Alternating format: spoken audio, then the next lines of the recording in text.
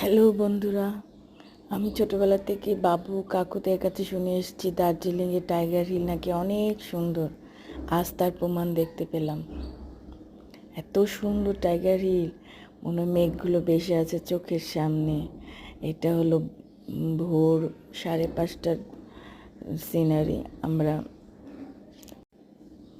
Zip গাড়ি করে গিয়েছিলাম, আমি, আমার ছোট ছেলে, বড় বোন, বৌদি।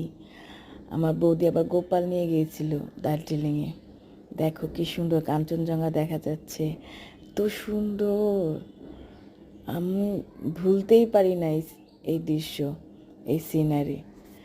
মনে হয় স্বপ্ন এতদিনে পূরণ হইল আমার বড় বোনের দৌলতে। ও যদি না যাইতো অফিসের কাজে, আমার মনে হয় যাই হইতো না কোনো দিন এইখানে। এত সুন্দর, আমি ভুলতেই পারি না। সূর্যটা যখন উঠে মনে হয় যেন স্বর্ণের পাহাড়ের মতো লাগে। আমার সুমিতদা, ও গেছে অনেকবার। ও বলছে, মনা জানিস দার্জিলিংয়ে টাইগার হিল এত সুন্দর, স্বর্ণের পাহাড়ের মতো লাগে কাঞ্চনজঙ্ঘাকে। এখন মনে হলো সত্যি সত্যি ওরা যা বলছে দুদিন শুধু ভাবতাম, এখন স্বপ্নের মতো লাগতেছিল আমার কাছে। ওদের কথাগুলি সত্যি হইতেছিল।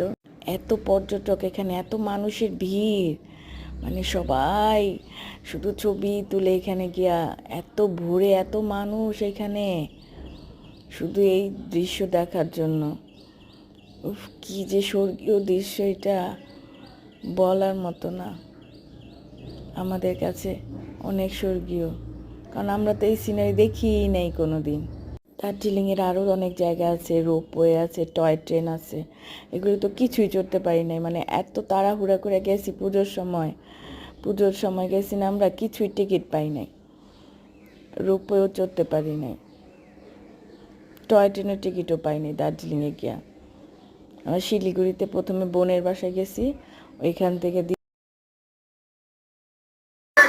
ওদের গাড়ি দিয়া ওইখানে পাঠাইছে দার্জিলিং আমাদের। এই যে কাঞ্চনজঙ্ঘা এত সুন্দর।